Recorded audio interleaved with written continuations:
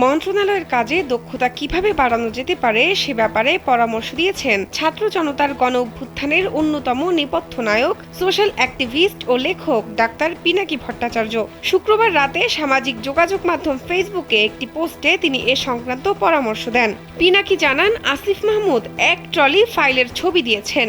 আপনি যদি সেই কাগজগুলো দেখেন তাহলে বুঝবেন সব ফাইল শুধু একবার পড়তেই কয়েক মাস লাগবে। আমাদের ব্যুরোক্রেসি এত ইনএফিশিয়েন্ট হওয়ার কারণ এই পেপার বেসড ডকুমেন্টেশন। দ্রুত মন্ত্রণালয়গুলো পেপারলেস করতে হবে, এতে এফিসিয়েন্সি বাড়বে। কোন কাজে কত সময় লাগছে সেটা জানা যাবে, কাজটা কোথায় আটকে আছে, বটলনেক কোথায় সেটা জানা যাবে। কম লোক লাগবে আর ফাইল হারাবে না, ফিজিক্যাল স্টোরেজ স্পেস কমবে।